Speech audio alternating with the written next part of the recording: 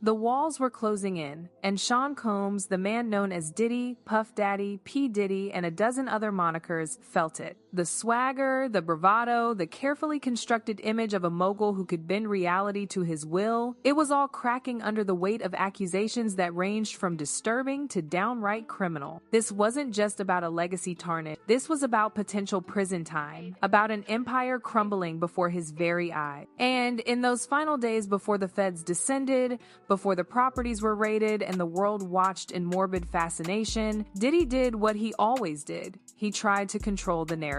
That's where Justin comes. Justin Combs, Diddy's eldest son, caught in the crosshairs of a storm he likely never fully understood. A phone call, leaked and now dissected ad nauseum, reveals a desperate father grasping for a lifeline. God told me to do nothing, but other people need to do something because this is ridiculous. Diddy rants, the entitlement dripping from every syllable. What exactly did he want Justin to do? What something could a son possibly do to quell the rising tide of allegations? That's the million-dollar question, isn't it? And Justin's silence, his alleged vanishing act in the wake of 50 Cent's explosive documentary, speaks volume. Let's be clear, 50 Cent isn't just an observer here. This is a man who has harbored a decades-long animosity towards Diddy. A feud fueled by ego, competition, and perhaps a genuine sense of moral outrage. The Reckoning, 50's Netflix docuseries, wasn't just a recap of old scandals. It was a calculated strike, a meticulously planned takedown, orchestrated by a master strategist. And the timing? Impeccable. Diddy was already reeling, vulnerable,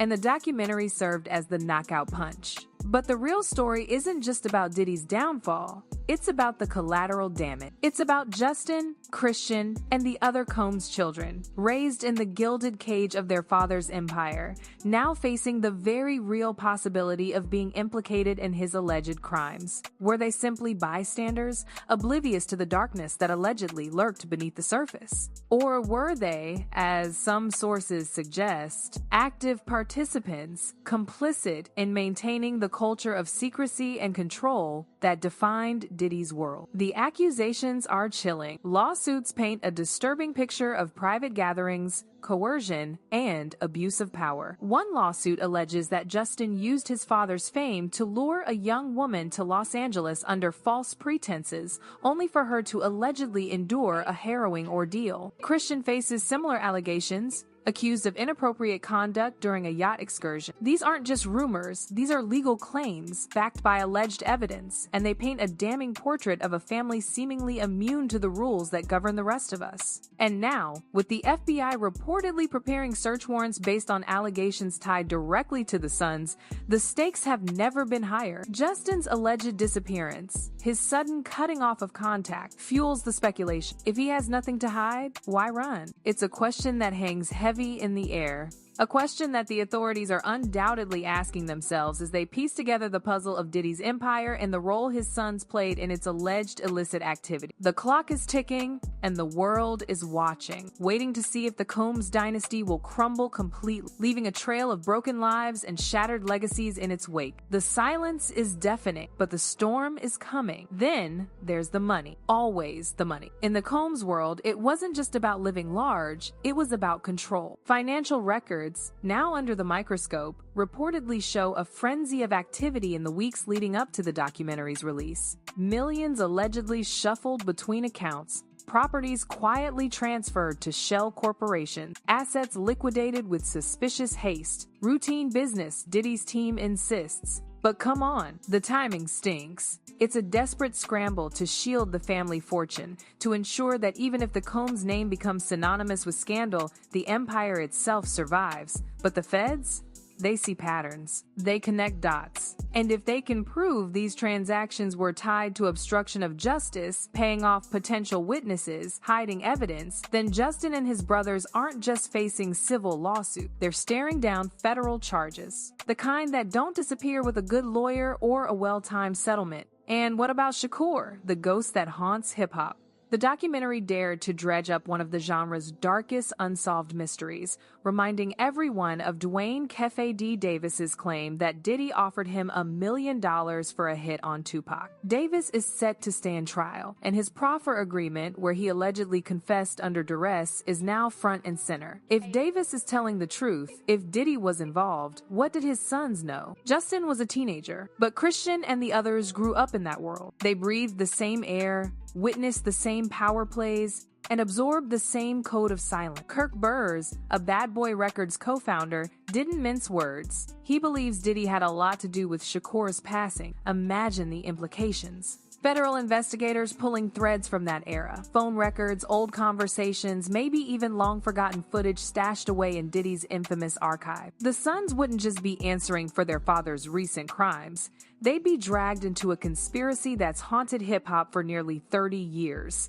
But here's where it gets truly Shakespearean. Whispers are circulating that the Combs brothers aren't united in their silence, that one of them might already be talking. The theory goes like this. With the FBI tightening the net, the first son to cooperate gets the best deal. And in a family where loyalty has always been transactional, blood ties might not be enough to hold the line. Imagine the fallout. If Justin, the eldest, cuts a deal to save himself, what does that mean for Christian, for King, for the rest of the dynasty? The documentary hinted at fractures in the family long before the arrests. Misa Hilton's bitter split from Diddy. The sons reported resentment over their father's controlling nature. Now, with the walls closing in, those old wounds could turn into full-blown betrayal. The question isn't just whether the sons will talk. It's who will talk first and what bombshells they'll drop when they do. And Misa Hilton, don't count her out. The offers are on the table, a chance to tell her story, to finally break free from the Combs narrative. Until they confess all the lies they said against you to gain favor, they'll never know peace,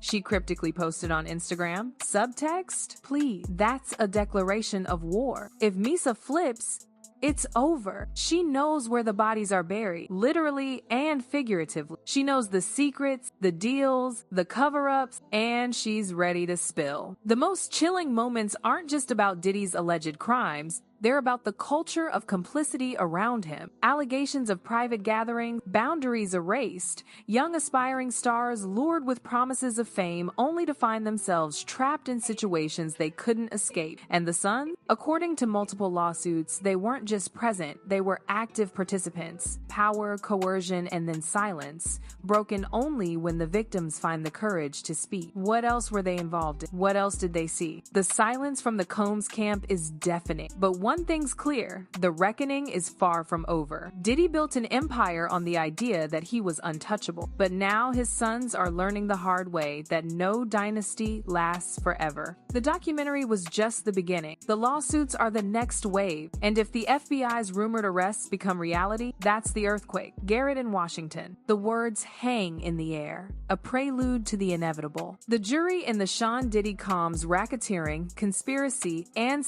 trafficking trial has reached a verdict on 4 of the 5 counts. The news crawls across the screen, a flashing red alert for anyone connected to the Combs empire. The dominoes are teetering, ready to fall. But let's rewind, just for a moment, to those final frantic days before the storm. Diddy, holed up in a hotel room, desperately seeking a media fixer, someone who can handle the dirtiest of dirty business. It's a scene straight out of a movie, a glimpse behind the carefully curated facade of a mogul who always seemed to be one step ahead. But this time, the game has changed. The rules are different, and the carefully constructed image is crumbling before our eyes. The sons, it seems, have inherited their father's ins. When the heat turns up, they vanish. It's a pattern, a playbook passed down through generations. But this time, the stakes are higher. They're not just dodging the press. They're dodging subpoenas, shielding assets, possibly even protecting witnesses tied to allegations that stretch back decades. One former associate, speaking off the record, claims that Justin and his brothers were never just bystanders. They were the enforcers, the ones who made sure things stayed quiet. If the FBI is indeed closing in, their disappearance looks less like panic and more like strategy, a calculated move on a chessboard where every decision is weighed, every risk assessed. Netflix, of course, stands by its documentary documentary, insisting that all footage was obtained legally. But Diddy's team fires back, calling it stolen, a hit piece bankrolled by 50 Cent's vendetta. The contradiction is glaring. If the footage is legitimate, then the son's sudden flight looks like guilt. If it's stolen, then who leaked it? And what else might they have? Sources familiar with the investigation suggest that the FBI isn't just interested in the documentary's claims. They're digging into whether the Combs family obstructed justice by bribing witnesses, altering records, or even destroying evidence. Remember that driver who took the fall for a weapon back in the 90 seconds? $50,000 to protect the brand. If that's the playbook, what's to stop them from repeating it now? Civil lawsuits are piling up, each one alleging everything from coercion to violent encounters. The son's silence isn't just suspicious, it's a red flag waving in the wind. The documentary doesn't just rehash Diddy's legal troubles, it revives the Shakur mystery. If Diddy was involved, what did his sons know? The money, the power, the control. It's all slipping away. Janice Combs, Diddy's mother, thinks she's the rightful steward. Christian, the eldest, isn't backing down. A full-on showdown. Tension so high that some fear the infighting could expose even more secrets. And then there's the hand sign. The two fingers close together, the hand sign of the Baphomet. Safe Luciferianism is real.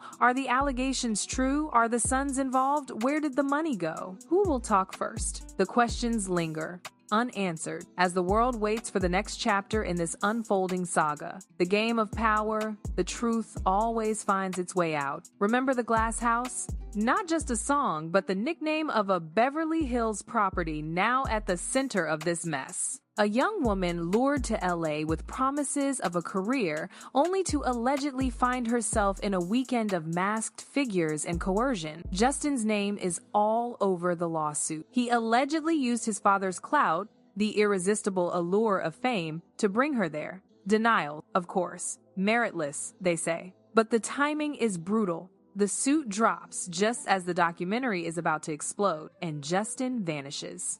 Coincidence? Consider the yacht. Sunshine, open water, and a crew member allegedly pressured to consume substances, her repeated refusals ignored. Audio recordings are included in the filing, her voice strained, pleading, "You don't touch my legs like that." A situation escalating, a cornering, an assault, bruising documented in medical reports. Christian's legal team denies everything, calls the allegations lewd, but the pattern is undeniable. The Combs name, a magnet for legal trouble. What were they thinking? Did they believe they were untouchable? Did they think the rules didn't apply to them? Raised in the bubble of their father's empire, shielded from the consequences that the rest of us face, perhaps they did. Paranoia wasn't just encouraged, it was a survival tactic. Film everything, control the narrative, and when the heat gets too intense, disappear. It worked for Diddy for decades.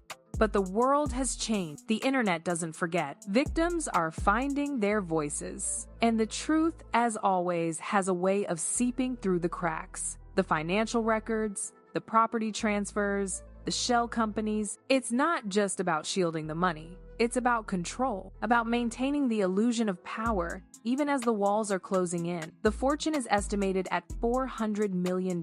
Janice thinks she should be in charge. Christian is determined to take the reign. A showdown, a power struggle. The infighting could expose even more secrets. The lingo. Do they even understand the game they're playing? Are they paying attention to the music, to the subtle shifts in the cultural landscape? Because a problem is getting ready to take place. And if they're not prepared, they're gonna get crushed. There is a parade of celebrities who we expect to be mentioned and/or called into that courtroom. People who we hadn't heard about prior, like Mike Myers, Austin Powers, Mike Myers. Why is he getting called? Why is he on the witness? That'll be fast. And then, of course, there are the no-name, quote-unquote, women who are going to have to find every ounce of courage they have. The feds are combing through decades of financial records, travel logs, communications. If the sons start flipping to save themselves, Diddy's entire legacy could unravel overnight. Diddy is locked up until 2028, but the legal dominoes are falling fast. The racketeering trial is still underway. Civil lawsuits are stacking up. The pressure on the sons is mounting. Will they stay loyal? Or will they cut a deal, trading secrets for leniency? The clock is ticking. Arrest warrants are reportedly being prepped. The sons are on the run, or so the narrative goes. But what are they running from? The press? Maybe. But the whispers suggest something far more significant. A coordinated effort to evade federal attention, to disappear before the net closes, before they're forced to answer questions they'd rather not. The documentary hints at hidden footage,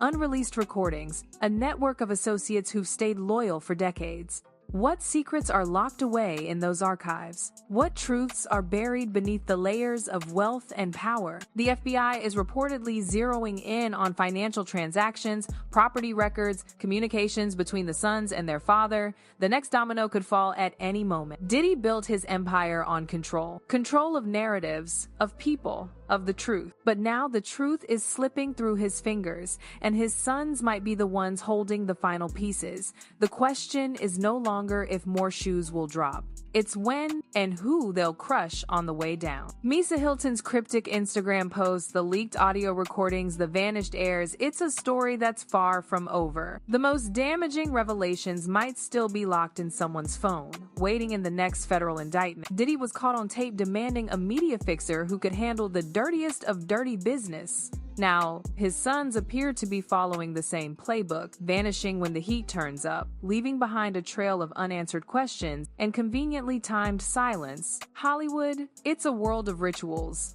Pay close attention, and you'll see it. The hand signs, the coded messages, the subtle nods to a hidden world. It's all there, if you know where to look. The moment legal pressure mounts, the Combs men retreat into the shadows. Diddy holding up in his mansion as raids loom. Justin cutting off contact the second the documentary dropped. This time, the stakes are higher. Insiders claim the sons aren't just hiding from the press, they're dodging subpoenas, shielding assets, possibly even protecting witnesses tied to allegations that stretch back decades. They were never just bystanders. They were the enforcers, the ones who made sure things stayed quiet. Their disappearance starts to look less like panic and more like strategy. Netflix insists all footage was obtained legally, including those damning pre-arrest recordings of Diddy plotting his media counterattack. Diddy's team calls it stolen, a hit piece bankrolled by 50 Cent's vendetta. If the footage is legitimate, then the son's sudden flight looks like guilt. If it's stolen, then who leaked and what else might they have? The FBI isn't just interested in the documentary's claims. They're digging into whether the Combs family obstructed justice by bribing witnesses, altering records, or even destroying evidence. Remember the $50,000 paid to the driver to take the fall for a weapon back in the 90 seconds? If that's the playbook, what's to stop them from repeating it now? And with civil lawsuits piling up, each one alleging everything from coercion to violent encounters, the son's silence isn't just suspicious. It's a red flag waving in the wind. Dwayne "Keffy" D. Davis claims Diddy offered him $1 million for a hit on Tupac back in 1996. Davis is set to stand trial in 2026, and his proper agreement with police, where he allegedly confessed under duress, is now front and center in the documentary. If Davis's claims are true, and if Diddy was involved, what did his sons know? Janice Combs thinks she's the rightful steward of the $400 million empire. Christian, the eldest at 26, isn't backing down. Insiders describe a full-on showdown, with tension so high that some fear the infighting could expose even more secrets. Meanwhile, Misa Hilton's potential tell-all looms like a guillotine. If she starts talking about the early days of Bad Boy, the parties, the deals, the cover-ups, what happens to the sons who were raised in that world?